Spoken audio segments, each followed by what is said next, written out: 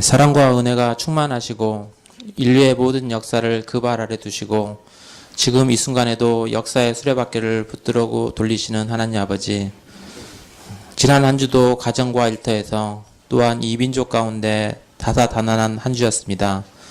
온 세계의 큰 행사인 올림픽이 치러지고 있고 긴박하게 돌아가는 국제정세도 이날에 많은 영향을 주고 있는 것 같습니다.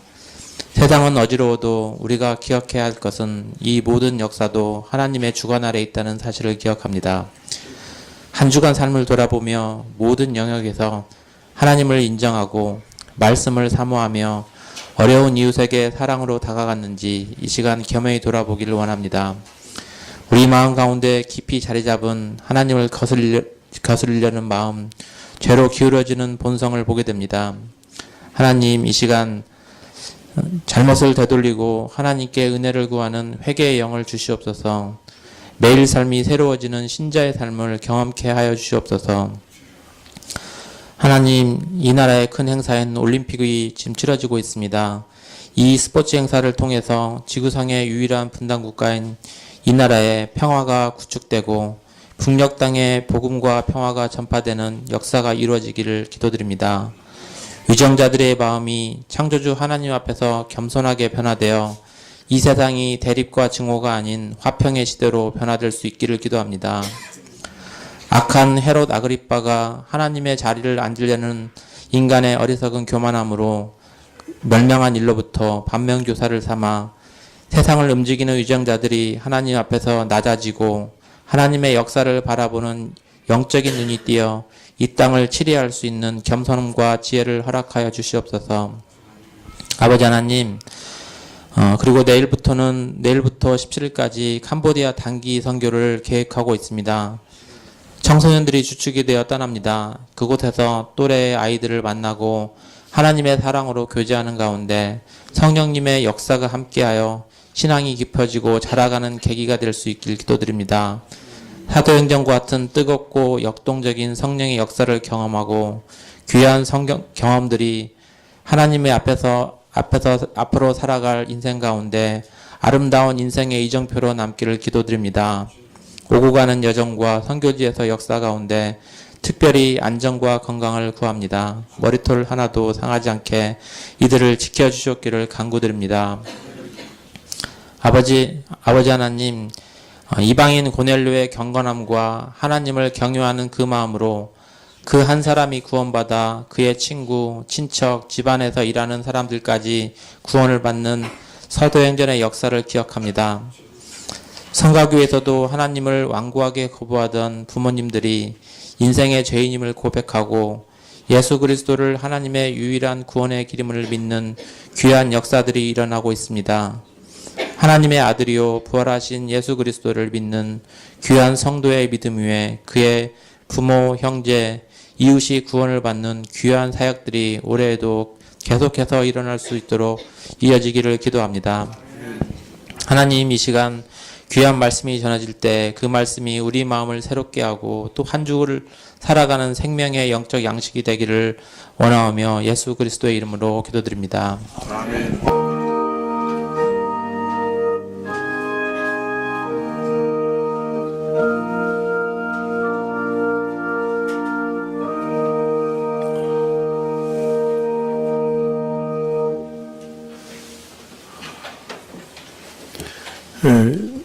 재직회 때 조금 보고를 드렸지만 그 곽우성 목사님 맏아들 곽건이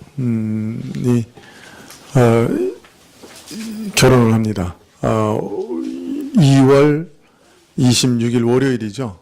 월요일 날 오후 4시에 결혼하는데 필리핀 보라카이에서 결혼을 합니다. 이제 그렇게 된 이유는 이제 곽 목사님 가정은 결혼식 때 거의 오실 분들이 없고 또 이제 자매 가정은 그 경북에 사시는 분들인데 오실 분들이 아주 많고 그래서 어디서 결혼을 할까 서울에서 하면 이제 목사님 오실 분들이 너무 없으니까 그래서 이제 또 런던에서 그 자매도 런던 그 로얄 필하모니 오케스트라 그 바이올린 주자거든요. 뭐라 그래요? 세컨. 예, 두 번째. 예. 그래서, 런던에서 할까 그랬더니 또 이쪽에서 그 경북에서 가실 분들이 또 머리 멀고. 그래서 그러면 신혼여행지에서 하자. 그래가지고 보라카이에서 하게 됐습니다. 예, 그래서 저한테 주례를 맡아달라. 그래서 네, 주례를 맡아서 가게 됐는데요. 바닷가에서 결혼을 한다고 그러는데 차양도 없고 1시간 동안 제가 또 좀 길잖아요. 그 주례를 할 생각하니까 조금 속에서 아주 걱정이 많습니다. 뜨거운 태양빛에서 모자를 쓰고 할 수도 없고 주례가 거기다가 또 영어 사회를 다 번역은 맡겨놨는데요. 또 이제 동시로 이렇게 띄우면서 해야 되기 때문에 이게 아주 복잡할 것 같습니다. 하여튼 위에서 좀 기도해 주시고 축하해 주시면 마음으로라도 축하해 주시면 고맙겠습니다. 예. 그래서 다 그 25일 날은 그 아침에 일찍 월요일 날 가면은 비행기가 아슬아슬해서 4시까지 가는 게 하나라도 삐끗하면 못 들어가는 상황이라서 주일날 오후에 출발을 하려고 합니다. 그래서 비행기 표를 아무리 살펴봐도 그 오후 예배는 아마 좀 드리기 어렵지 않을까. 그래서 오후 예배는 이제 김 목사님 인도하실 것 같습니다.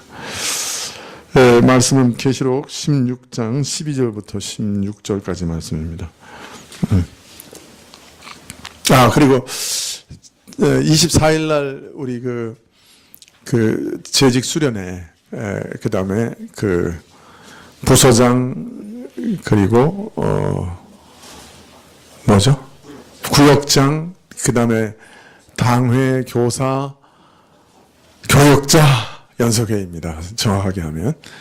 거기다가 성가대 연석회의인데, 거기에 재직 수련회. 그 일에 대해서 친교부 부장이신 고집사님 나와서 잠깐 말씀해 주시겠습니다.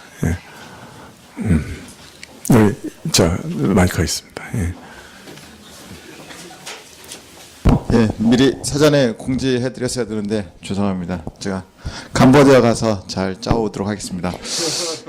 보라카이는 두 분이 가시는 거죠? 예. 한 4박 5일 갔다 오셨을 것 같은데. 방위에 반발이 있으셨던가. 예.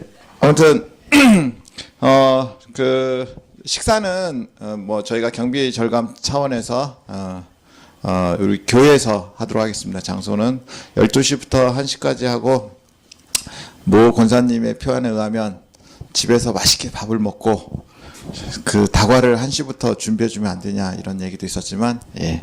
그 교회에서 식사를 제공하도록 하겠습니다. 그래서 하시고 본당에서 그 1시 반부터 그 목사님 예배 간단하게 인도하시고요. 예. 짧게 하셔야 됩니다. 알았죠? 예. 하시고 그다음에 1시 반부터 그 각 부서장들 앤드 뭐 성가대장님한테는 뭐 굳이 그 원페이퍼로 자료를 준비해도 되고 안 해도 됩니다. 하지만 이제 각 부서장님들은 각 부서 발표를 여기서 빔으로 쏠 거기 때문에 PPT로 해서 원페이퍼 정도로 너무 촘촘하게 하지 마시고요. 왜냐하면 PPT가 그 텍스트만 하면 잘 안 보이니까 만약에 글씨가 좀 잘 안 보인다 생각이 되면은 두세 장 하셔도 상관없습니다. 해서 각 부서장님들이 약 10분 정도 발표하고 서로 얘기를 나눌 수 있는 시간으로 해서 그 재직 수련을 준비할 수 있도록 하겠습니다. 그래서 혹시 참여 인원들을 위해서 미리 저희가 단톡방을 통해서 인원은 대충 감안하도록 하겠습니다. 예. 예, 일단 각 부서 회의 하신 거 그 부서장님들께서 나눠주시고 그다음에 구역장님들도 구역에 필요한 것들 혹시 있으시면 그다음에 나머지 집사님들도 교회 건의하실 일들 또 함께 의논하면 좋겠다 하는 내용들 좀 심도 있게 의논하려고 하니까 말씀해 주시면 고맙겠습니다. 예, 말씀은 계시록 16장 12절부터 16절. 예.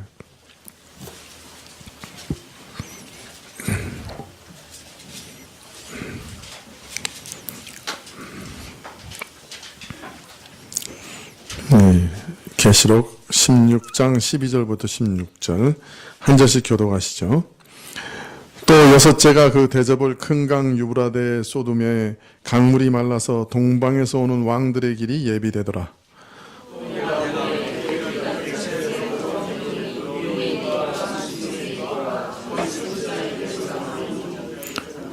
저희는 귀신의 영이라 이적을 행하여 온 천하 임금들에게 가서 하나님 곧 전능하신 이의 큰 날에 전쟁을 위하여 그들을 모으더라.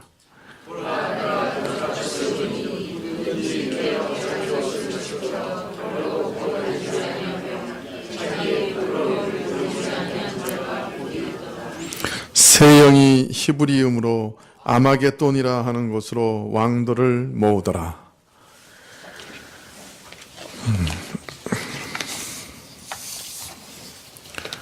네, 일곱 천사가 재앙의 대접을 차례로 땅에 쏟는 것과 함께 하나님을 저버리고 헛된 우상을 쫓는 자들, 실제로 사단을 쫓는 그들에게 하나님께서 쏟으시는 진노가 어떠한지 그 구체적인 내용이 깊이 있게 드러나게 됩니다.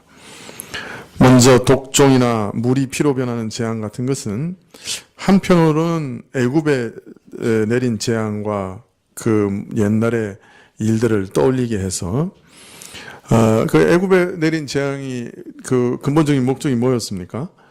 애굽을 탈출하려고 하는 이스라엘을 애굽이 놓아주지 않기 때문에 그 하나님 백성을 노예로 삼으려고 하는 그 세력을 하나님께서 심판하신 것이었죠.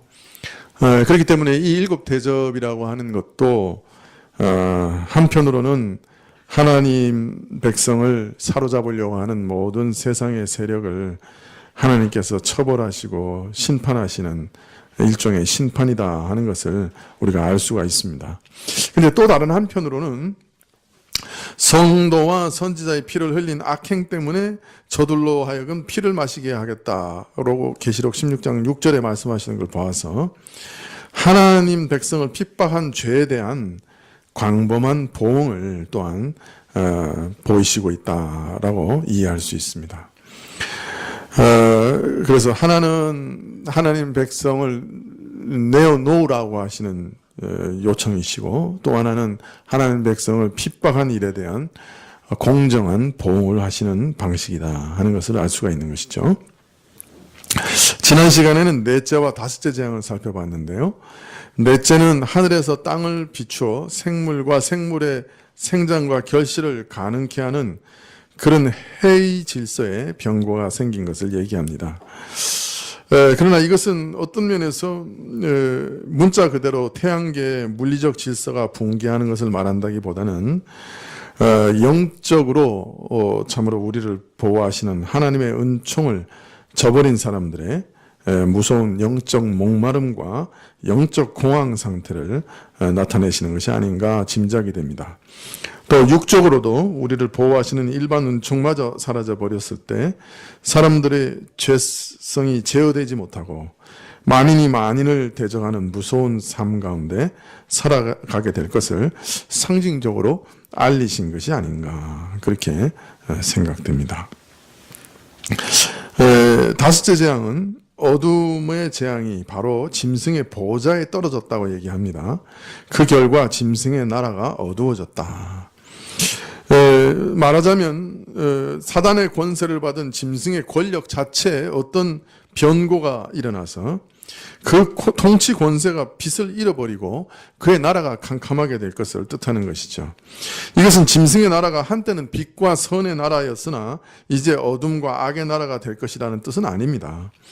사단의 세력은 본질상 어두움이요 늘 악했죠.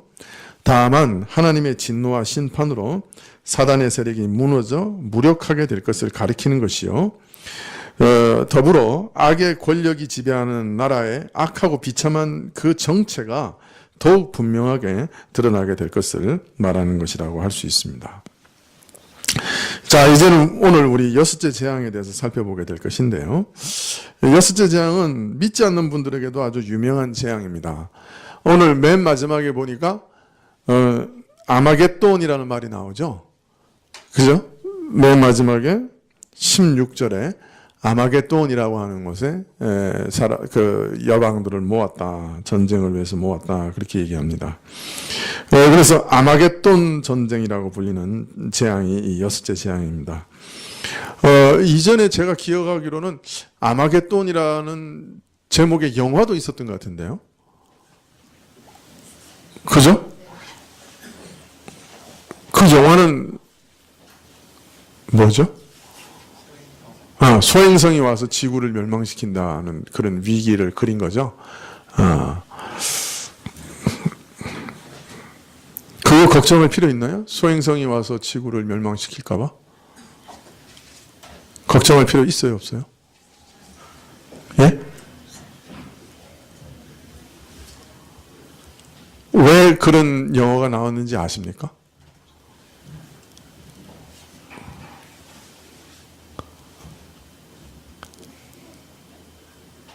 이 목성을 관찰하고 있었는데 목성에 그 소행성들이 빨려 들어가서 대기에 충돌하는 것을 발견했어요.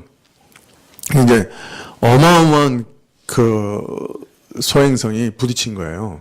그래서 그 목성에 구멍이 뚫어졌는데 물론 일순간에 이렇게 뚫어졌죠. 목성은 대기가 이렇게 그 뭡니까 주로 이렇게 메탄이나 이런 걸로 이루어졌다고 생각하거든요. 그런데 그게 일시적으로 그 대기에 구멍이 뚫어졌는데 지구보다 더 큰 구멍이 뚫어졌어요. 소행성이 부딪혀가지고 그걸 이제 천문학자들이 관찰한 거예요. 그래서 그 다음에 생각하기를 목성에 저런 거대한 소행성이 부딪힌다고 하면 지구는 안 부딪히겠냐.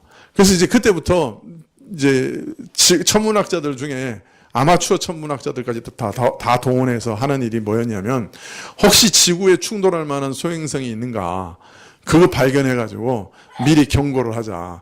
그래서 지금도 천문학자들 중에 그 아마추어 천문학자들도 전부 하늘에 보면서 소행성이 지구에 가까이 접근하는 거 그거 보고 있어요. 재밌죠?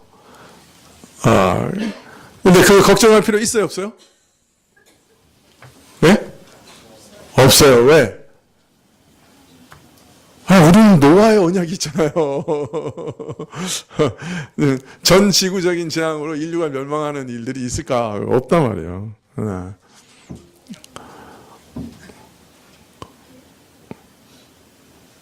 물론 소행성이 와서 부딪히는 일들이 있을 거예요. 저 시베리아의 퉁구스 지역에 얼마 안 됐죠. 1900년도 시작하기 전에 그 정도의 소행성이 와서 부딪혔어요. 거의 200km에 걸친 나무들이 다 쓰러졌죠. 그 충격에. 마침 거기가 무인지대라서 아무 상관없었지. 그게 만약 도시 위에 그랬으면 큰일 나겠죠. 그죠? 예, 뭐 그 정도의 재앙은 있을 수 있겠죠. 그것도 큰 재앙이죠. 그러나 전 지구적인 뭐 아마겟돈이 일어나는 그런 일들은 일어날 수 없을 겁니다. 왜? 노아 언약에서 분명히 그런 일이 없을 거라고 예수님 오실 때까지 이 땅을 보호해 주실 거라고 분명히 약속하고 계시기 때문에 그런 거에 대해서 걱정할 필요는 없습니다. 네. 걱정거리 하나 얘기해 드릴까요? 중국에 올린 우주정거장이 있어요. 장정 7호인가 9호인가. 예? 몇 호요? 그게 중국 그 우주본부의 통제를 벗어났어요. 고장이 나가지고. 아무리 조정을 하려도 지금 조정이 안 돼요. 제가 기억하기로는 꽤 무게가 나가던데. 10몇 톤인가? 그 우주정거장이 지금 서서히 추락하고 있어요. 올해 안에 떨어집니다. 어디로 떨어질지 아무도 모릅니다. 겁나죠? 예?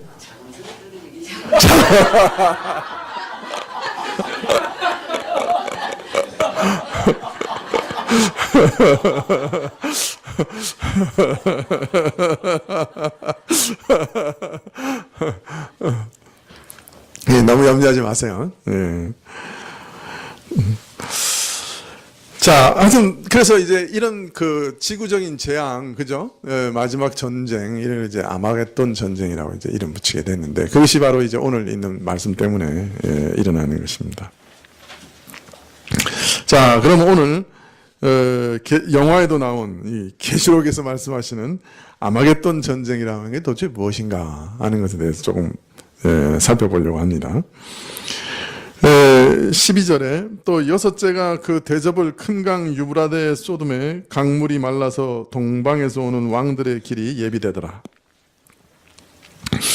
이 여섯째 재앙을 계시록 9장에 나오는 여섯째 나팔의 계시와 비교하면 매우 흡사합니다. 여러분 여섯째 나팔 기억나세요? 여섯째 나팔에 보면 유브라데라는 말이 나오죠. 거기 보면 큰 강 유브라데에 결박된 네 천사를 정한 때가 되어 놓아 보내시니 사람 3분의 1을 죽이는 일을 할 것이라고 하시고, 이들이 사용하는 수단이 뭐예요? 사람 3분의 1을 죽이는 그 수단이 잔인한 기마병 2만만, 즉 2억인데 2억의 기마병, 마병으로 땅을 휩쓸어서 사람들을 살육하리라고 말하고 있습니다. 자, 그런데 여기 여섯째 대접 재앙에서는 큰 강 유브라데스가 등장하고 이 유브라데 강물이 말라서 동방에서 오는 왕들의 길이 예비될 것을 말합니다. 즉 동방에서 많은 왕들이 유브라데 강을 건너서 침략해 올 것을 말하고 있는 건데요. 둘 다 큰 강 유브라데스가 등장하고 있고 이 2만만의 마병과 동방에서 오는 왕들로 대비되는 침략 세력을 둘 다 말하고 있습니다. 그러므로 여섯째 재앙의 대접 재앙의 경우 여섯째 나팔의 계시보다 좀 더 구체적이긴 하지만 아마도 근본적으로 같은 일을 말하고 있는 것이 아닌가 그렇게 보입니다. 즉 여섯째 나팔의 계시에서 2만만 즉 2억의 기병대라 하는 말은 여섯째 재앙의 계시에서 동방에서 온 왕들이라는 말로 바뀌었을 뿐이죠. 동방에서 온 왕들이라는 표현은 2만만의 흉측한 말들의 군대라고 하는 것보다는 좀 더 구체적인 내용이죠. 왜냐하면 이것이 어떤 그 국가, 어떤 그 권력 체계, 어떤 왕들로부터 오는 공격이다, 어떤 권세로부터 오는 공격이다 하는 것을 구체적으로 표현하고 있기 때문입니다. 그래서 동쪽 아시아 지역에서 침략하는 거대한 군대로 말미암아 대전쟁이 일어날 것을 말씀한다. 이렇게 생각하기가 아주 쉽지요. 하여튼 유브라데스 강을 건너오는데 2억의 마병이에요. 근데 그게 여러 왕들의 군대죠. 그것이 이제 쳐들어오는 거예요. 자, 그런데 여섯째 대접 재앙에는 여섯째 나팔에는 없는 새로운 요소가 등장하는데 그 중에도 가장 눈에 띄는 것이 아마겟돈이라는 그 곳의 등장입니다. 아마겟돈의 등장입니다. 오늘 16장 16절에 새 영이 히브리음으로 아마겟돈이라고 하는 곳으로 왕들을 모으더라 이렇게 되어 있습니다.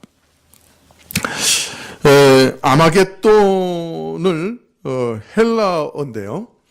아마겟돈을 정확히 읽으면 하르마겟돈이라고 읽어야 됩니다. 하르마겟돈. 그러니까 원래는 허라는 발음이 앞에 붙어 있어요. 하르마겟돈인데 그걸 이제 우리말에는 아마겟돈이라고 이렇게 쓴 거예요. 이제 하르마겟돈이라는 말인데 이거는 히브리어를 헬라어로 음역한 거예요. 그러니까 히브리어 원 단어를 그냥 헬라어로 이렇게 음역한 거예요. 그 무슨 뜻인지 이해하시죠? 그런데 히브리어에서 하르라는 말은 하르와 마겟돈이라고 하는 두 단어가 합성된 단어예요. 그러니까 히브리어에서 하르 마겟돈인데 하르는 뭘 말하냐면 산을 말합니다. 이게 산 또는 산지, 또 언덕 뭐 이런 뜻입니다. 그래서 하르 그러면 산 이런 말이죠. 마겟돈은 구약의 무깃도를 얘기합니다. 무깃도. 무깃돈이라고 발음되는 때가 있어요. 무깃도 또는 무깃돈. 네. 혹시 무깃도 가보신 분 있나요? 없으세요? 최 장모님 지금 이스라엘에 가셨는데 무깃도 가시나? 모르세요? 무기또는 실제 있는 지명이에요. 이스라엘 평원이라고 하는 평원에 한 21m 정도 되는 언덕 위에 있는 성이고 도시인데요. 저는 가봤습니다. 지난번에 한번 그 성지 답사할 때 한번 가봤습니다. 여기가 그 천연의 요새죠. 근데 재밌는 거는 이게 이 요새에 물이 없어요. 그래가지고 아합 시대 때 그 터널을 뚫었어요. 그래가지고 수직으로 제 기억으로 한 30m를 뚫었던 것 같아요. 그 다음에 수평으로 한 60m 이렇게 뚫어가지고 외부에 있는 샘에 있는 물을 끌어들였어요. 이 요새로. 그리고 그 샘을 위에 잘 덮어가지고 적이 보이지 않도록 만들었어요. 그 시설이 아직까지도 남아 있더라고요. 그리고 이제 근데 여기가 유명한 게 하여튼 그 이스라엘이 그 가나안 땅에 들어오기 이전부터 여기가 전쟁터예요. 왜 전쟁터냐면 애굽에서 시돈이나 두로나 이렇게 지중해 연변으로 올라가는 도로가 이렇게 무기또를 지나가고요. 그 다음에 시리아의 다메스커스에서 지중해로 연결되는 도로가 또 이 무기또를 지나가요. 그러니까 여기 딱 십자로예요. 그래서 시리아에 있는 다메스커스에서 애굽으로 내려가려고 해도 반드시 무기또를 거치게 되고, 또 저 위에 유럽 쪽에서 애굽으로 가려고 해도 무기또를 거치게 되고, 애굽이 또 중동 지역으로 가든지 유럽 지역으로 가든지 올라오면 반드시 무기또를 지나가게 되는 거예요. 그러니까 여기가 이게 딱 십자로에 있는 교통의 딱 요지예요. 그러니까 여기서 하여튼 지금까지 뭐 전쟁이 어마어마하게 일어난 거예요. 그러니까 이스라엘이 가나안을 점령하기 이전에도 애굽의 군대가 와서 여기서 가나안 그 사람들하고 전쟁을 하기도 했고, 최근에는 그 나폴레옹도 여기서 전쟁을 했어요. 그리고 1차 세계대전 때 터키군하고 영국이 지원하는 군대하고 여기서 전쟁을 했어요.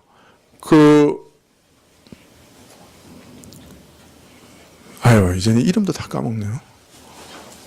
그 게릴라전의 시초라고 하는 영국 장교가 있는데 영화에도 나왔었는데, 예? 로렌스, 예? 알라비아의 로렌스? 예, 그 사람 이름이 뭐죠?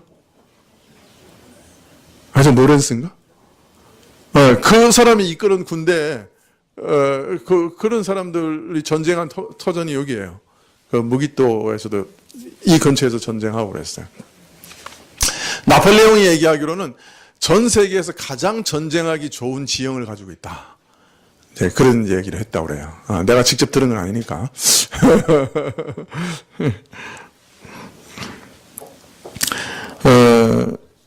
자, 그런데 이제 그래서 하르 무기또라는 말은 구약의 무기또라는 지명을 가르친다고 생각해서, 그러니까 아마겟돈이라는 말은 무기또의 산, 무기또산 이런 뜻이에요. 그러니까 여기 한 장소가 등장한다고 사람들이 볼 수 있는 거죠.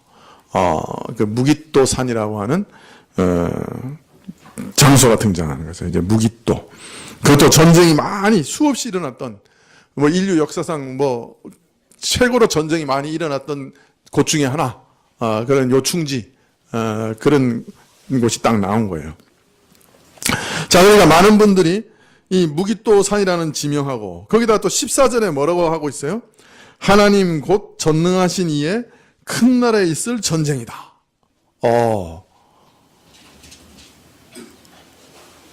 심각하죠? 보세요. 하나님 곧 전능하신 이에 큰 나라에 있을 전쟁이다. 그러니까 이게 거의 마지막 날에 있을 전쟁 같이 느껴지죠? 그죠? 네. 자, 여기서 지명도 나와요. 근데 아주 수없이 많은 전쟁이 일어났던 곳이에요. 거기에, 하나님 곧 전능하신 이의 큰 나라에 있을 전쟁에 대한 말이 나와요. 거기다가, 온 사방에서 모든 열국의 왕들을 전부 끌어모은대요. 그 개구리 영이 오늘 읽어보니까. 그죠? 그러니까 딱 마음에 생각이 딱 드는 게 뭐예요? 우리 마음 생각에 딱. 전쟁. 유명한 세계 전쟁터.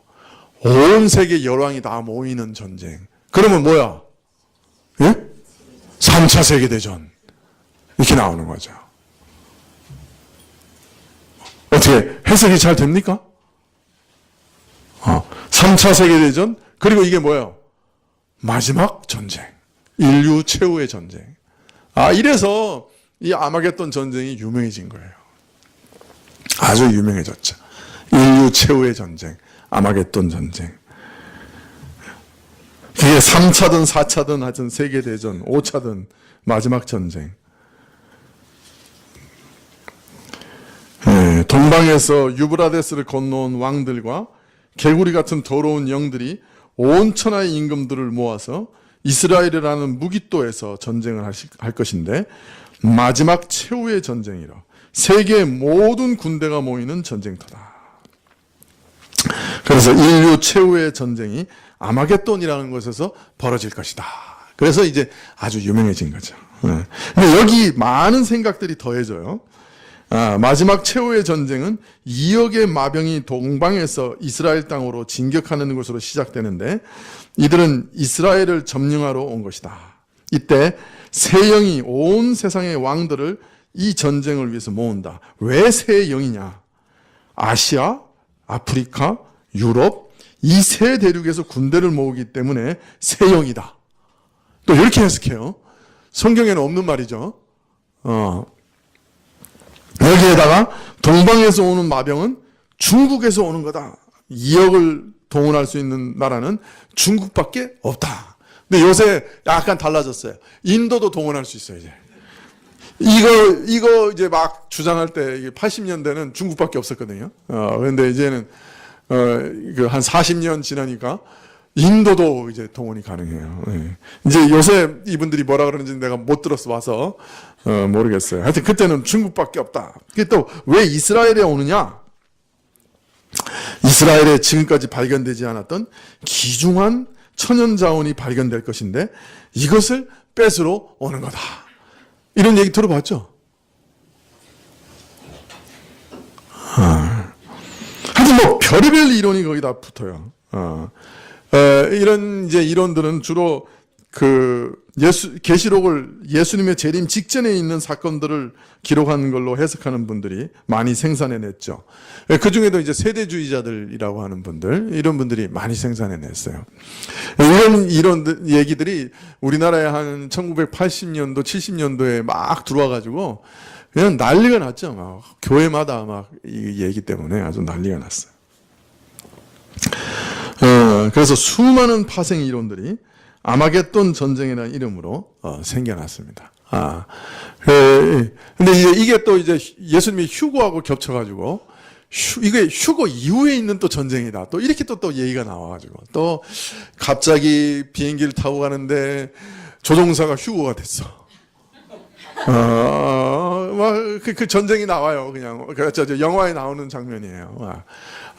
그리고 이제 그 사랑하던 아내가 갑자기 휴거가 됐어요. 그 아내가 이렇게 쪽지를 남겼어. 내가 갑자기 사라지거든.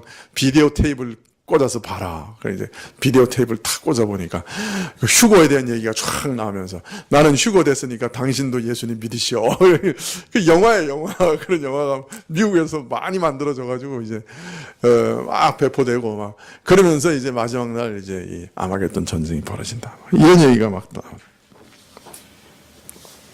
자, 그러나 이 모든 이론들이 동의하는 한 가지가 있는데 그것은 이 아마겟돈 전쟁이 실제로 일어나는 물리적 전쟁이라는 거예요. 이분들은 2억의 군대가 나오며 무기또라고 하는 분명한 지형이 나오고 하나님 곧 전능하신 이의 큰 나라에 있을 전쟁이 나오는 것을 보면 이것은 인류 최후의 전쟁이 분명하다는 거예요. 그래서 이건 분명히 뭐 3차 세계대전 아니면 그 이후라도 일어날 마지막 세계대전이면 틀림없다. 이렇게 생각하는 거죠. 이분들의 이론을 읽고 있으면 이게 참 뭐가 탁 아우가 맞는 것 같아. 예? 군대가 나오지, 지명이 나오지, 날짜가 나오지. 이게 뭐 이렇게 아우가 그냥 탁 맞는 것 같아요. 그러니까 들어보면 아주 그럴듯해. 인류 최후 최대의 전쟁이 아마겟돈에서 일어날 거다. 그리고 이런 전쟁은 지금도 일어날 수 있다. 그런 생각이 들고요. 그래서 언제라도 지금이라도 일어날 수 있다. 이렇게 생각이 드는 거예요. 그래서 하여튼 이 중동 지역에 뭐 전쟁만 터지면 전부 이제 드디어 아마겟돈 전쟁이 일어나는 거 아닌가. 이런 생각 다 하는 거죠. 어제도 이스라엘 비행기가 격추됐던데, 시리아 방공망에.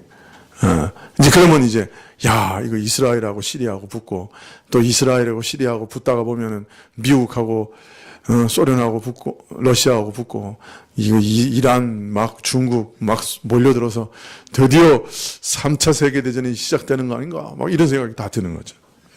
그럼 이제 바로 연결되는 게 아마겟돈. 이제 이런 생각이 드는 겁니다.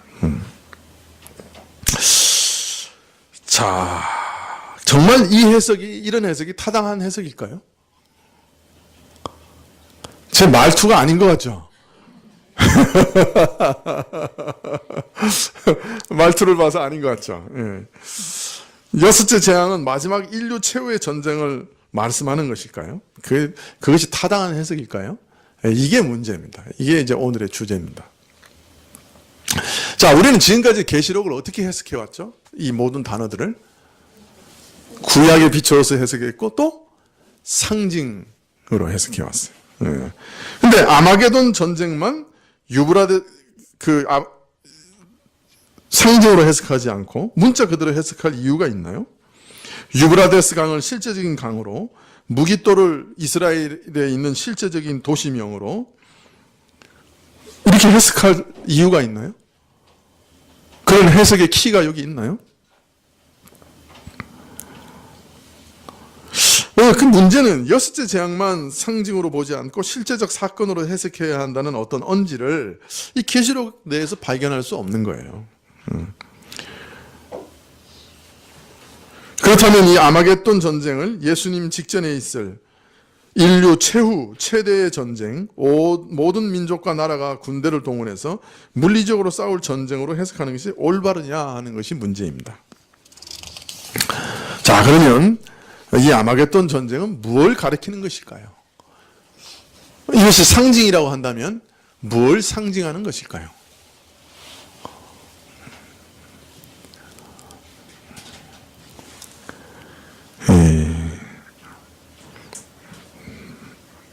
저는 제 해석이 맞다고 생각하는데 한번 내기를 걸고 싶어요. 진짜 아마겟돈 전쟁이 이스라엘의 무깃도에서 생길 거냐 안 생길 거냐.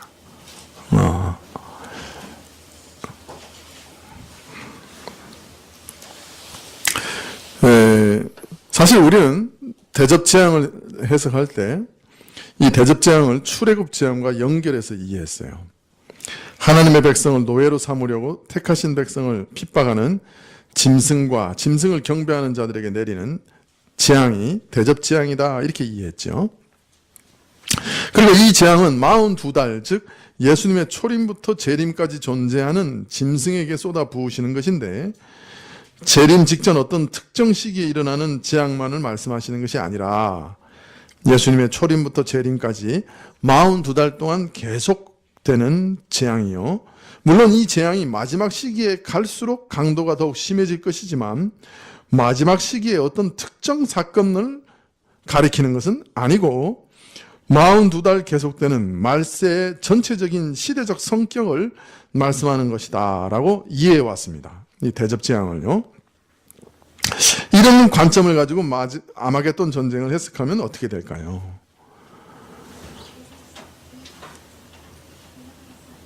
자, 이런 관점을 지지하는 어떤 해석의 키가 여섯째 대접재앙의 말씀 안에 있는가? 그게 문제겠죠. 얼핏 보아서는 이 말씀은 정말 3차 세계대전을 예언하는 것처럼 보이는 것이 사실인데요. 다르게 해석할 그 여지가 있는가? 이게 문제입니다.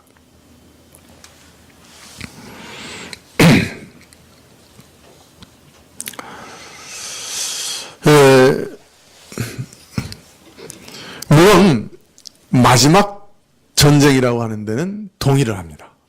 저도. 그러나 이 전쟁이 마지막에만 있는 전쟁이라고 하는 데는 동의하지 않습니다. 이 전쟁은 초대교회부터 있었던 전쟁이고 마지막 예수님 재림 때까지 있을 전쟁입니다. 무슨 말인지 이해가 되시죠? 마지막 전쟁이라고 하는 데는 동의를 합니다. 그러나 이 전쟁이 예수님 직전에 있는 한정된 시간에 벌어질 전쟁이라고는 동의하지 않습니다. 초대교회부터 마지막 예수님 재림 때까지 있을 전쟁이라고 이해하는 것이에요. 자, 그렇게 이해할 수 있는 증거들이 이 안에 있는가 하는 것을 이제 하나하나 한 단어 한 단어 살펴보면서 해석해 나가려고 하는 거예요. 여러분 한번 잘 분별해 보세요. 이걸 3차 세계대전으로 이해하는 것이 바르게 해석하는 건가? 그런 증거가 많은가? 아니면 그렇게 해석하지 않고 다르게 해석하는 증거가 오늘 이 6절부터 그러니까 12절부터 16절 안에 많이 있는가? 그 어느 쪽을 지지하는가? 그거를 한번 살펴보시라고 해요. 물론 해석하기 나름이니까 해석자의 뜻대로 막 해석하면 그쪽으로 몰려갈 수 있죠. 그렇지만 그 해석이 정당한 해석인가 아닌가를 여러분이 이제 분별해 보시라는 거예요. 자, 먼저 12절에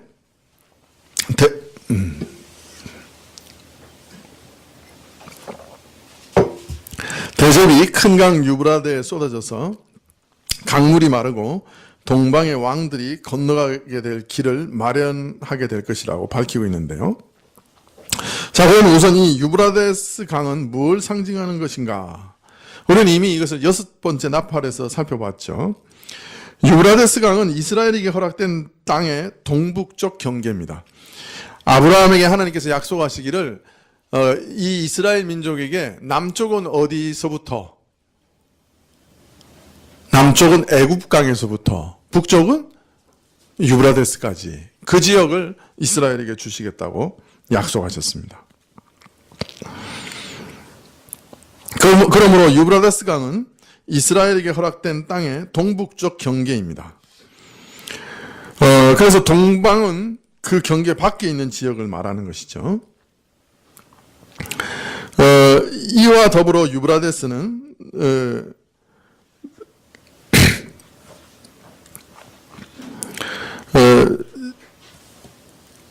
이스라엘 지경과 이스라엘 지경이 아닌 곳을 나누는 경계로 늘 사용됐습니다. 그래서 유브라데스 동쪽 지역은 이스라엘 지경 밖이기 때문에 관심이 먼 곳이죠. 네. 후에 이스라엘이 범죄하여 바벨론의 포로로 잡혀갔고 그 다음에 메데 바사 즉 페르시아 제국의 고레스 왕을 일으키셔서 이들을 다시 이스라엘 고토로 돌아오게 하셨는데요. 이때 이 고레스 왕에 대해서 예언하기를 이사야서 41장 2절에 누가 동방에서 사람을 일으키며 의로 불러서 자기 발 앞에 이르게 하였느뇨. 열국으로 그 앞에 굴복케 하며 그로 왕들을 치리하게 하겠느뇨. 이렇게 얘기합니다. 고레스를 가리켜 동방에서 난 자라고 이렇게 말하고 있는데요. 이것은 유브라데스 강 너머 동쪽에서 늘 접촉했던 바빌론이나 아수르의 세력권 넘어 생소한 지역에서 일으킬 인물이라는 뜻입니다. 그러니까 전통적으로 가까웠던 나라들이 아니라는 거예요. 아주 생소한 그런 뜻입니다. 자, 그런데 이 유브라데스 강이 마름으로 동방의 왕들을 위해 길이 마련되었다 이렇게 되어 있는데요. 이 유브라데스 강물이 마른다고 하는 것은 이스라엘 지경의 경계가 무너진 것을 상징합니다. 앞에서도 말씀드렸듯이 두 지역을 갈라놓은 경계였던 강의 물이 말라서 왕들이 건너는 길이 준비되었다 하는 말은 왕들이 유브라데스 강을 건너 서쪽 지역을 침략할 수 있게 되었다 하는 것을 암시하는 것이죠.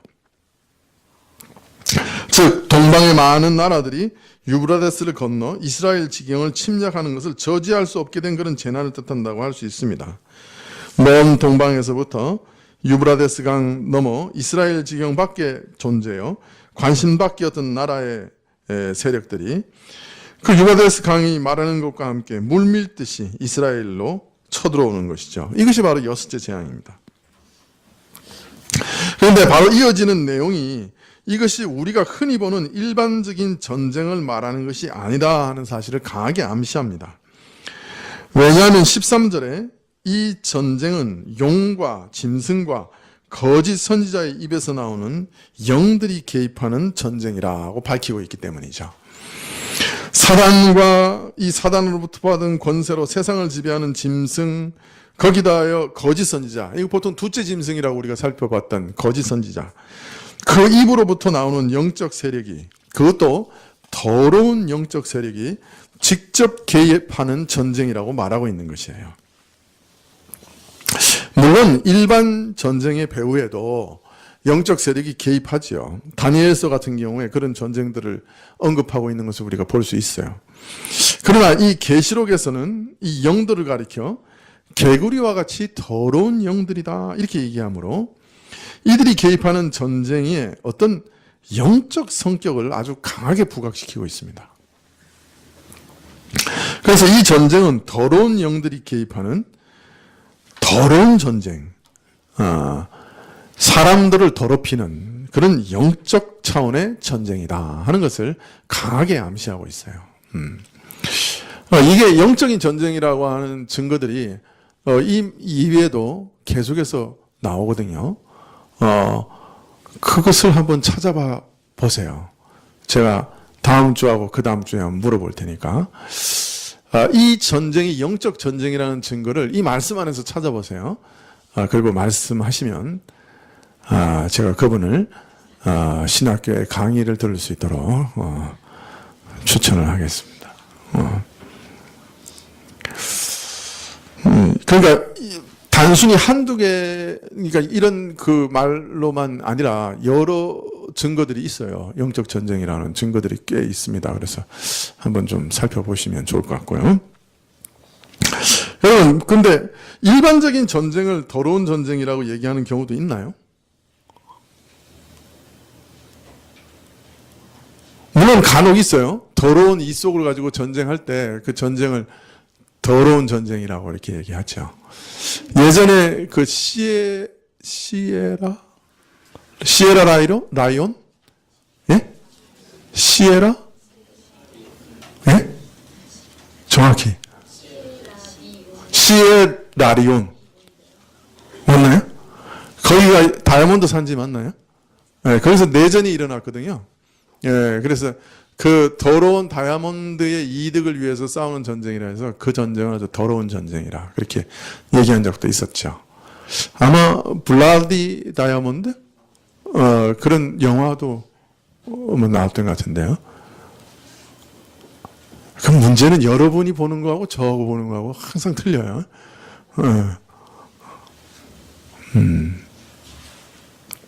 그러나 그런 경우가 간혹 있지만 여기서는 더러운 영이 개입해서 더러운 전쟁이다 이렇게 얘기하고 있거든요.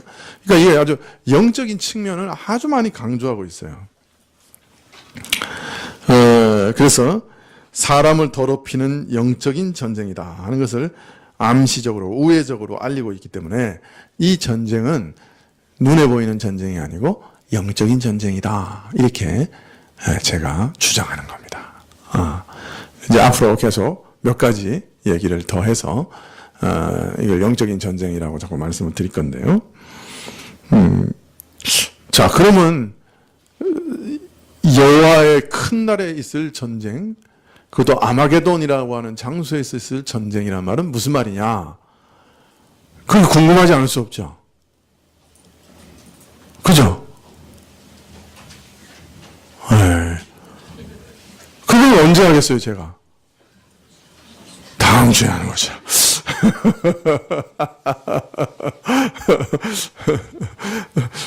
저도 이게 드라마 제작하는 사람들한테 배웠어요. 다음 시간에.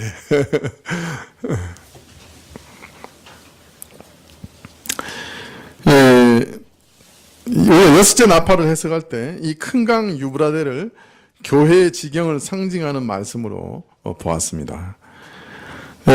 구약에서 이스라엘의 경계, 북방 경계가 유브라데스였다면 계시록에서는 교회의 경계를 상징하고 있는 것이 아닌가. 유브라데스가 말랐다고 하는 말은 결국 교회에 전혀 접해보지 못했던 낯선 세상의 물결이 짐승과 적그리스도의 더러운 사상과 세력이 침공할 길이 열렸다 하는 것을 말하는 것이라고 해석한 바 있습니다. 그리고 이런 일들은 초대교회 때부터 있었던 것이죠. 이렇게 보면 아마겟돈 전쟁은 예수님 재림 직전에만 있었던 전쟁이 아니고 이미 초대교회부터 시작된 전쟁이다 하는 것을 우리가 이해할 수 있습니다. 교회는 처음부터 세상의 사상과 철학 등으로부터 많은 공격을 받았습니다. 그리스 로마 철학과 사상이 교회에 물밀듯이 밀려왔죠. 교회는 이런 세상의 철학과 힘겨운 싸움을 하고 또 지기도 했습니다. 또 여기 17세기 이후에는 동양과의 교류를 하면서 동양 철학과 문화도 교회에 침투해 왔습니다. 앞으로 이런 풍조가 더욱 거세어지지 않을까 짐작이 됩니다.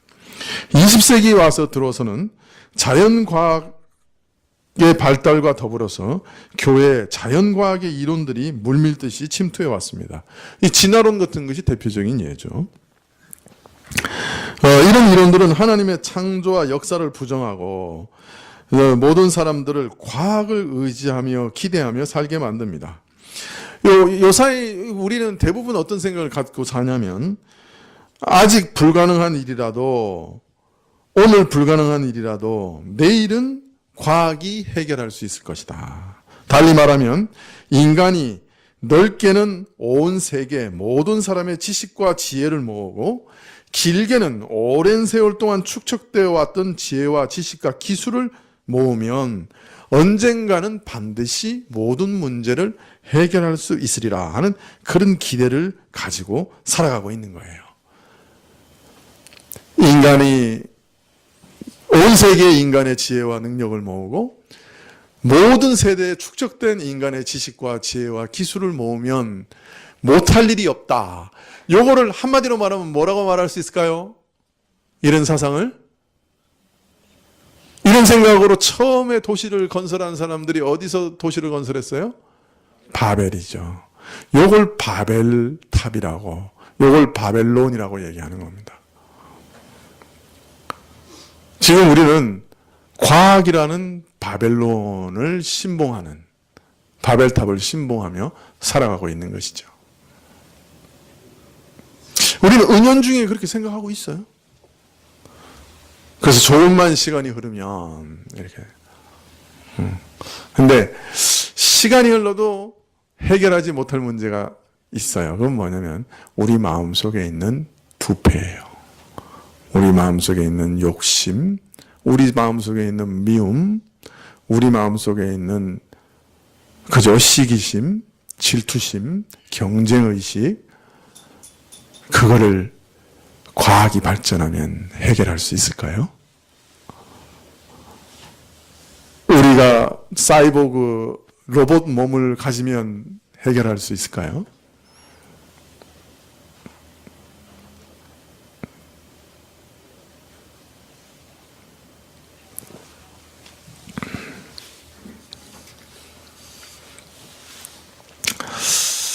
네, 앞으로도 또 교회를 무너뜨리고 공격할 것이 서양에서나 동양에서나 뭐 참 나올 거예요. 사람 눈으로 보기에 너무 기이하고 신기한 것들이 아마 교회를 침공할지도 몰라요. 온갖 철학과 종교, 사상과 이론이 새롭게 등장할지도 몰라요. 사람의 마음을 사로잡아 참 유혹할 아주 강렬한 유혹이 또 새롭게 생길지도 모릅니다. 교회는 이런 철학과 사상의 공격으로부터 초대교회로부터 받아왔는데 그 중에 제일 무서운 게 뭔지 아십니까? 이론, 철학, 사상 그런 공격과 더불어 또 하나 아주 무서운 공격이 있었어요. 가장 무서운 공격이 있었어요. 초대교회부터. 그건 뭐냐면 세속화라는 거예요. 세속화. 세상의 정욕과 악함, 부귀와 돈, 쾌락과 명예 이런 것들이 침공해 왔어요. 교회가 세상의 침공을 받아서 세속화되고 세상과 구별이 없어졌어요. 이런 싸움은 처음부터 지금까지 계속되는 것이에요. 이처럼 세상이 순전하게 하나님만 사랑하고 경외하며 거룩하게 살려고 하는 사람들의 씨를 말리려고 덤벼드는 무서운 전쟁이 바로 아마겟돈 전쟁인 것이에요. 교회 안에서조차 수많은 사람들이 몸은 교회에 있는데 생각과 가치관과 인생의 목적과 삶의 내용은 세상과 구별되지 않아요.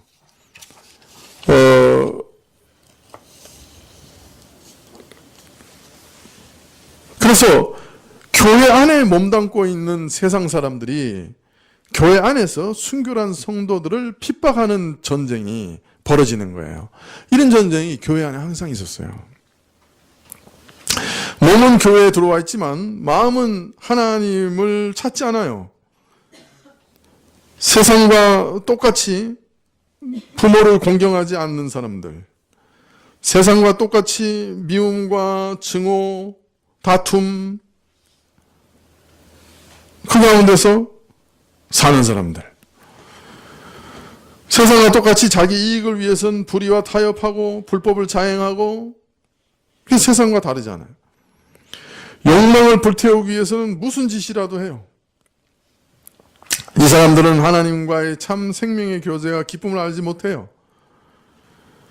하나님을 순종하려고 하는 진지한 고민이 없어요. 하나님의 뜻을 이루려고 하는 진지한 고민이 없어요. 순종하려고 하는 고민도 없어요. 근데 이런 사람들이 교회에 들어오는 거예요. 이런 사람들이 목사가 되는 거예요. 이런 사람들이 교회의 권세를 얻는 거예요. 그래서 교회 안에서 오히려 경건하게 살고자 하는 사람들을 핍박하고 유혹해요. 야, 왜 이렇게 유별나게 사냐? 야, 이렇게 살아도 되는 거야. 이거 그냥 유별나게 살지 마. 이렇게 유혹하고 회유하고 핍박해요. 이것도 아마겟돈 전쟁이에요. 사실 오늘날 한국교회는 자타가 공인하게 타락했어요. 세상에서도 교회가 타락했다 그러고 우리가 봐도 타락했어요. 손봉호 교수라는 분이 평가하시기를 한국교회가 유사 이래로 가장 타락한 교회라고 그렇게 평가를 했어요. 천주교보다 더 타락했다. 많은 신자들이, 목사들이 세상과 타협해서 살아요. 몸은 교회에 있는데 그 세계관, 가치관, 삶의 목적은 교회 밖에 있어요. 교회 밖의 사람들과 동일해요. 이 시대가 그래요. 어떤 원리적인 구별을 싫어하는 시대예요. 옳고 그른 것을 따지지 않는 시대예요. 이런 풍조가 교회 안에도 깊이 자리 잡았어요. 말씀이 무엇을 말하는가? 그것에 참으로 관심 가지는 사람은 교회 안에서도 참 희귀해요. 무엇이 내게 유익한가? 이것이 모든 결정과 행동을 좌우하는 기준이에요.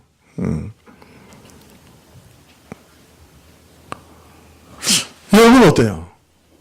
여러분의 모든 관심이 말씀은 뭐라고 말씀하시는가? 하나님의 뜻이 여기서 뭔가? 이게 여러분 삶과 행동을 결정하는 기준이에요? 아니면 이게 내게 유익한가?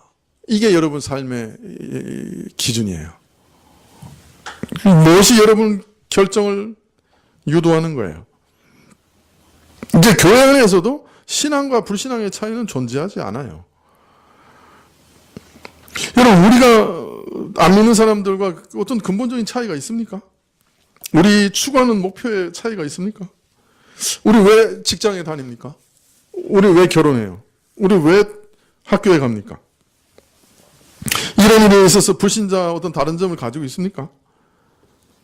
우리가 가지고 있는 목표, 우리가 추구하는 최종적인 유익, 목적, 그것이 불신자들하고 차이가 있습니까? 자식을 낳고 키우는 건 누구나 다 하죠. 그런데 왜 그 일을 하는지 목표가 달라야 되지 않겠습니까? 학교에 다 보내죠. 그러나 목표가 달라야 되겠죠. 우리가 혹 불신자들과 차이가 있습니까? 우리가 아무 차이도 발견할 수 없다면 우리 삶에는 6번째 천사의 대접재앙이 이미 부어져 있다 하는 것을 알 수 있겠죠. 경계가 무너졌어요.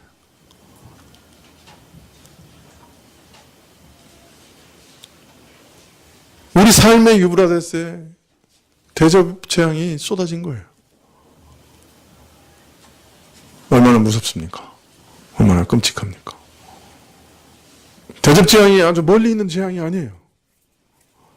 초대교회부터 지금까지 늘 쏟아지고 있는 재앙입니다. 여러분의 유브라데스를 잘 지키고 있습니까? 아니면 다 무너져서 세상 사람과 나는 아무 구별이 없다. 그런 상황입니까? 여섯째 재앙을 이렇게 해석하면 한 가지 의문이 듭니다. 대접재앙은 그 대상이 짐승에게 경배한 자들, 우상 숭배하는 자들에게 부어지는 재난이라고 했는데 여섯째 재앙이 교회에 부어지는 것이냐?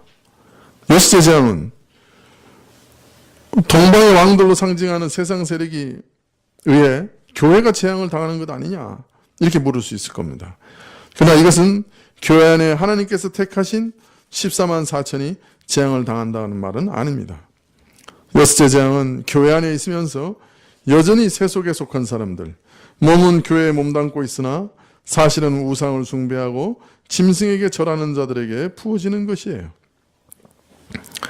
하나님께서는 그의 택한 백성들을 지키사 이런 세상 철학이나 학문, 사상, 세속화의 공격에서 지켜주시는 겁니다.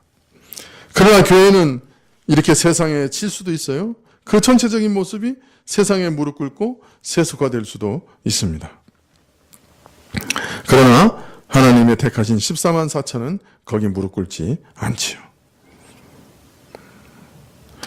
또 이처럼 교회를 공격하는 세상 세력에 대해서는 하나님께서 반드시 보호하시기 때문에 세상이 교회를 공격하는 일은 세상에게도 무서운 재앙이 되고 마는 것입니다. 네, 오늘 시간이 많이 지나서 더 나아가는 것은 불가능할 것 같습니다.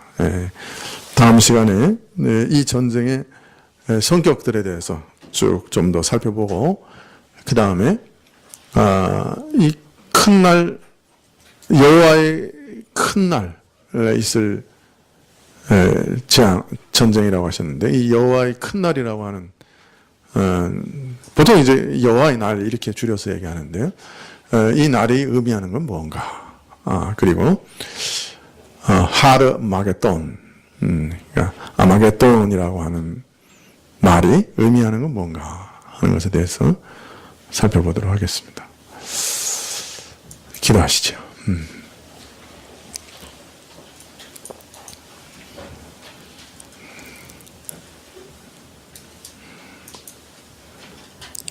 주님, 저희 스스로를 돌아볼 때 전 마음에 경각심을 갖고 또 두려움을 갖게 됩니다.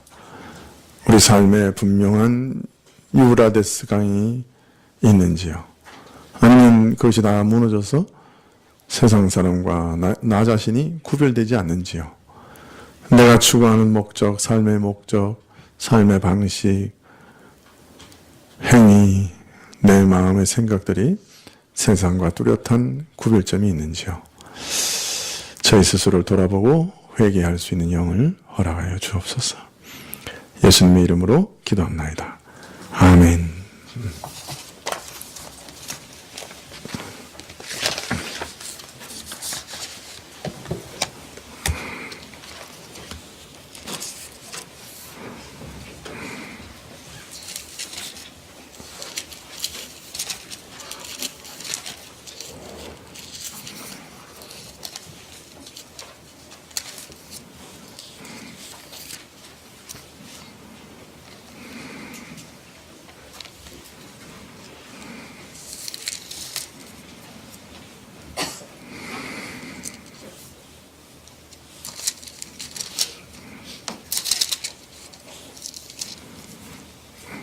네, 533장 한 장 찬송하시죠.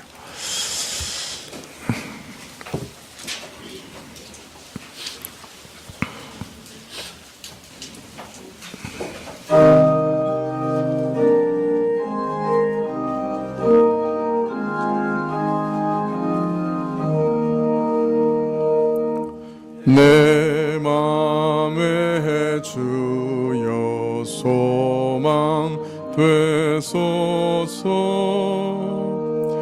주 없이 모든 일 헛되어라.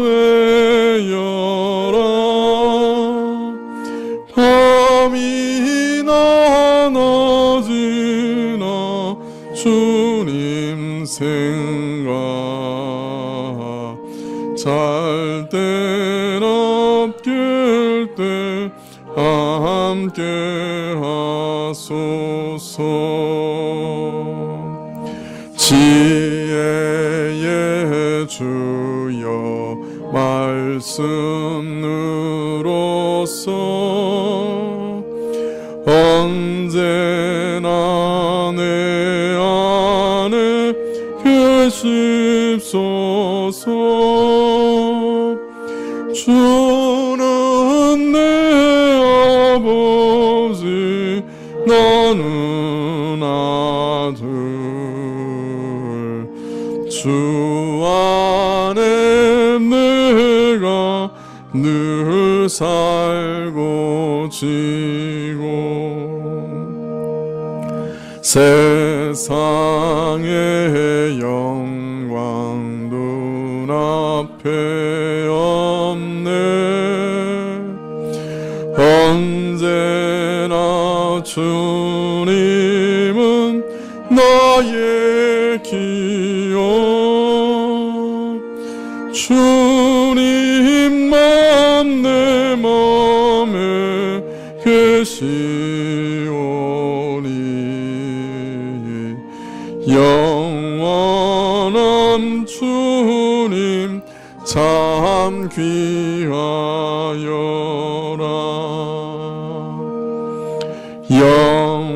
영원한 주님 내 승리의 주, 하늘의 기쁨을 주옵소서.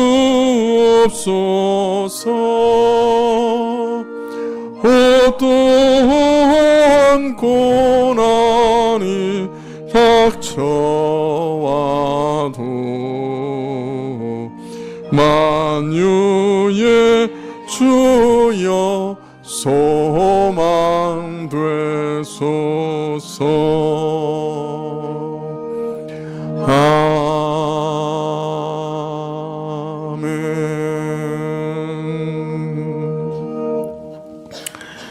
아멘.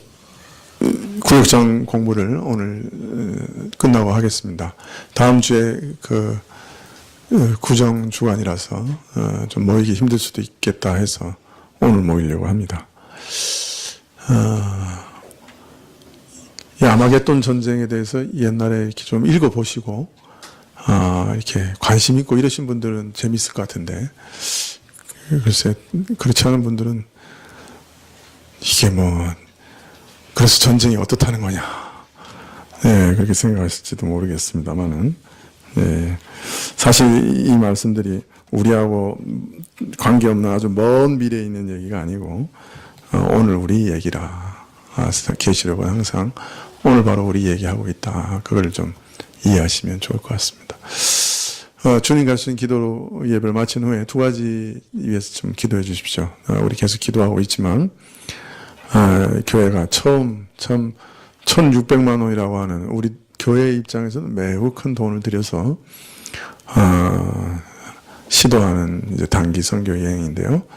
하나님 물질과 관계없죠. 조금이라도 영적인 어떤 유익을 얻는다면 물질을 투자하는 것이 아깝지 않겠습니다만은, 어떻게든 이것이 하나님 뜻 안에서 이루어지고 또 하나님 보호하시고 돌보시고 또 하나님이 행하시고자 하는 모든 영적인 유익이 우리 가시는 분들과 또 손님을 맞는 그 캄보디아에 있는 모든 학생들, 선교사님들 안에도 주어질 수 있도록 위해서 기도해 주시면 좋겠습니다. 하나님 뜻이 다 이루어지도록, 그리고 또 안전하게 모든 자녀들 다 우리 형제자매들 돌려주시도록 위해서 기도해 주시면 좋겠습니다.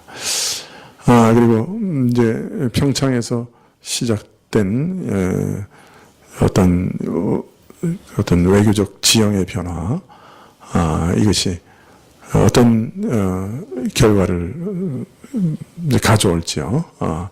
여하튼 하여튼 평창 올림픽이 끝난 다음에는 어떤 중대한 결정과 갈림길에 서게 될 것이다 하는 것은 이미 누구나 다 볼 수 있는 일이죠. 이 민족이 아주 중대한 갈림길 안에 서게 될 것 같습니다.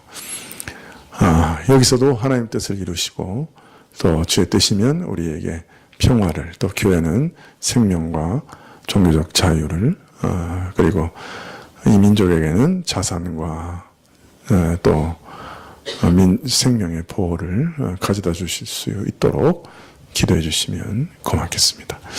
주님 가르쳐 주신 기도로 예배를 마치겠습니다. 하늘에 계신 우리 아버지시여, 이름이 거룩히 여김을 받으시옵며 나라에 임하옵시며 뜻이 하늘에서 이룬 것 같이 땅에서도 이루어지이다. 오늘날 우리에게 일용할 양식을 주옵시고 우리가 우리에게 죄 지은 자를 사하여 준 것 같이 우리 죄를 사하여 주옵시고 우리를 시험에 들게 하지 마옵시고 다만 악에서 구하옵소서. 대개 나라와 권세와 영광이 아버지께 영원히 있사옵나이다. 아멘.